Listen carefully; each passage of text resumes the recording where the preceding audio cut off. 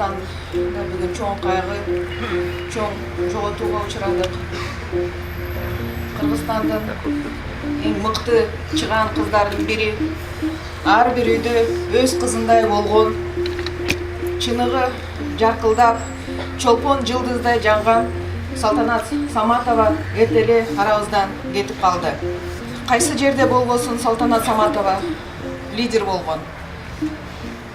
Абдраев атындагы музыкальный мектебин, Арабаев атындагы педагогикалык университетин артыкчылык диплом менен бүтүргөн.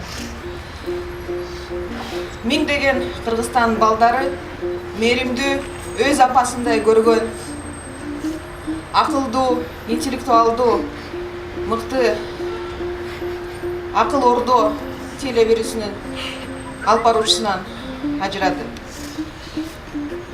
Акыркы жылдары, акыркы 7 жыл Салтанат Саматова катуу оору менен күрөшүп келди. Көпчүлүгүбүз билбей да калдык ооруганын. Эч кимге билгизбей, өзү акыркы күнгө чейин күрөшүп келди. Бирок тилекке каршы оору жеңип кетти. Кыргыз Республикасынын өкмөтүнүн атынан Салтанат Саматованын жакындарына, туугандарына терең көңүл айтабыз. Жаткан жери жайлуу болсун. Салтанат Саматованын өзгөчө үнү, жаркын элеси дайыма жүрөгүбүздө болот. Кош бол, Салтанат. Телевидениянын, телеберүүнүн Кытайдын гана эмес, эле Кыргызстанда телеберүүнүн дагы бир эң жаркыраган жылдызы өчтү. Нуру өчтү.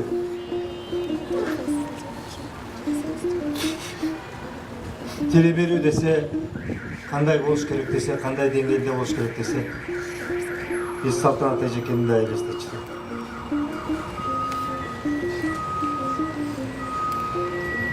Ушунчалык кыйын, ушунчалык оор азыр мен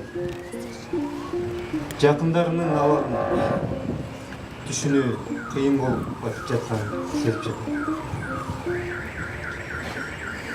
Жаныбыздан кетчүдөй, өччүдөй эмес эле. Салтанат эжеке жок болуп калат деген ой келчүдөй эмес эле.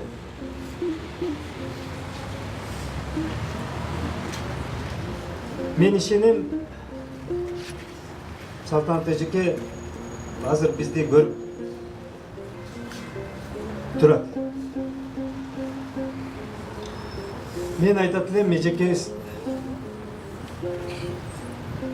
баатыр эле.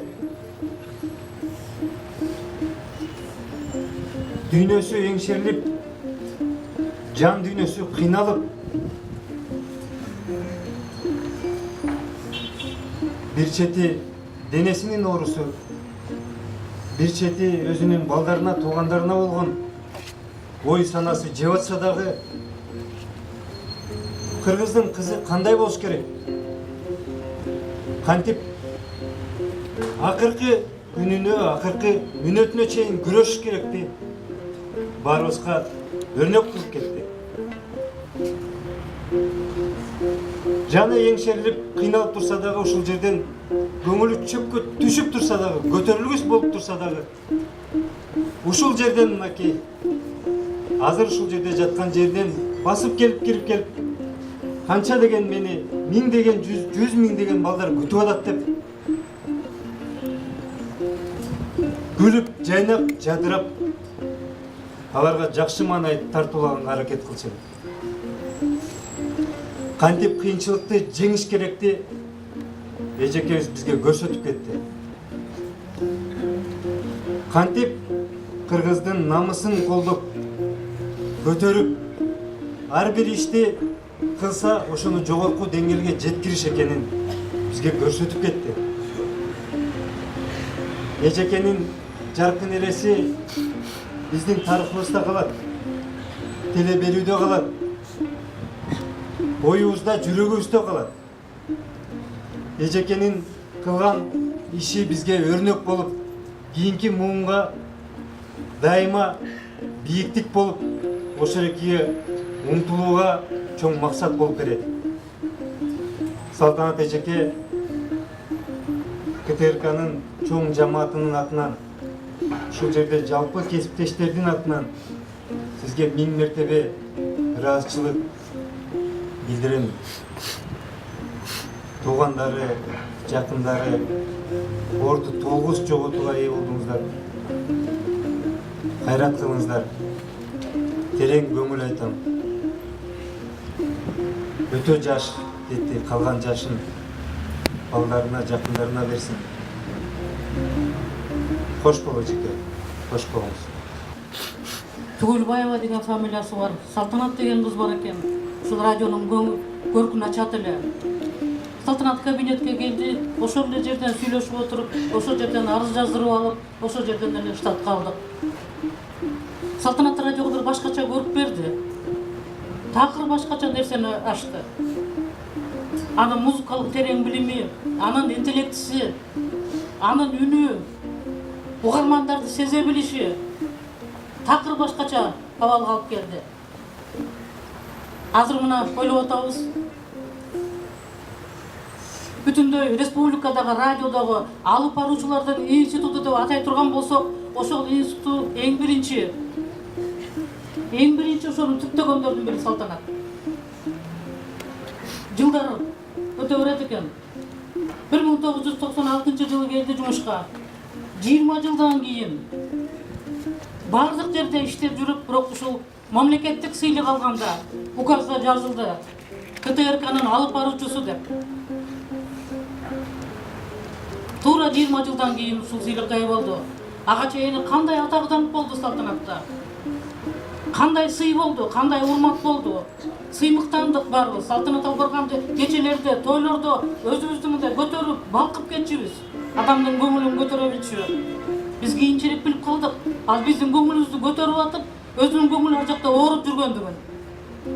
Бирок ушунчалык жакшы жүрдү. Ойлоп турбуз ал өзү айткандай ооруну жеңди. Эч бир шек шуба берген жок. Качан жолукпасын. Мага айрыкча жагымдуу болор эле. Газеталарга берген интервьюсунда болобу, кайда болбосун ал биринчи ушинтип айтчу. Мен эмгек жолум Арабаев атындагы институттан кийин эле эң биринчи Кыргыз радиосунан башталган. Мен биринчи жолу радио микрофондун барьерин Кыргыз радиосунан өткөм.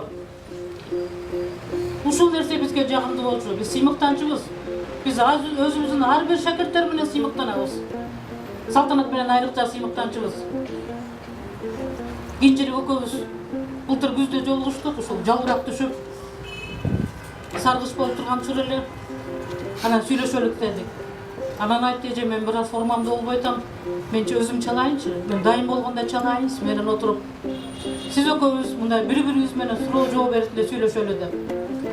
Мен ошол күндү күттүм. Убакыт өтүп кетти. Салтанат жаным, иманың жолдош болсун. Сендей ар бир шакырт менен сыймыктанабыз. Сендей ар бир ушундай бир коомго таасир берген, коомду оңдоп кеткен, коомду көтөрмөлөгөн инсандар менен сыймыктанабыз. Аркаңа жакшы из таштагын. Кудайым түбөлүктүүлүгүн берсин, иманын берсин. Жакындарына, ата-энесине, чоң иштешкен кесиптештердин бардыгына көңүл айтам. Кудайым түбүн берсин. Салтанат много лет работала и в нашем коллективе, ведущей утреннюю программу на радио «Мир». С ее пожеланием доброго утра начинался день многих тысяч кыргызстанцев. Она щедро дарила себя всем и каждому, свое светлое понимание жизни, свою мощную позитивную энергетику, свой темп, свой драйв, свою жизнь. Любить жизнь, как она. Любить людей, как она. Страдать, не озлобившись, не сломавшись. Это подвиг. Это трудно достижимый пример для всех нас. Салтанат, Вы звезда, которая не гаснет, не погаснет в нашей памяти, в наших душах. Прощайте. Салтанат карындашыбыздын көп бир мыкты сапаттарын билесиздер, айтып атасыздар. Биз өзүбүзгө тиешелүү болгон жагын айткыбыз келет. Мен дайыма такташып, дайыма талашып, каршы пикир айтып келдим. Илгертен касиеттүү кыргыз журтубузда жакшылыкты аял киши, кыз киши башкарбайт дегенге каршы турган ушул Салтанат өз болдук да. Маселе анын жынысына карабайт. Ошол инсандын оозунан чыгып аткан жылуу кеп, сөздүн кадырын билген, сөздүн баасын билген кыргыз элине жагат. Ал жаш экен, ал кыз экен, ал жигит экенине карабайт. Ошон ушул жарчылык өнөрдө Салтанаттын ушундай бир өзгөчөлүгү бар. Сөзсүз түрдө биздин кездешип калган жерибиз жанагындай ар улуттун өкүлдөрү олтурган учур тойлор болду. Ошондо Салтанат карындашым дайыма ошол орусча, мен кыргызча, ал расмий тилде, мен мамлекет тилде сүйлөчү элем. Ушунчалык ойду улап кеткени, ушунчалык акылдын, билимдин тереңдиги өзгөчө болчу да. Мен ошонун жанында жүргөндө ал кандай мага эркелесе, мен ошончолук ишенип, 6 саат ушундай бир жакшынакай тойлорду өткөздүк. Мен кече өзүмдүн баракчама бир гана куплет жаздым.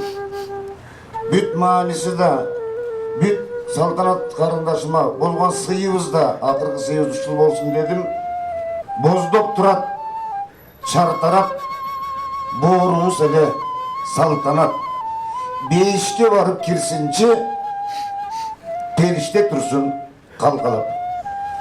Арты кайрылуу болсун, сабыр кылгыла, арты кайрылуу болсун.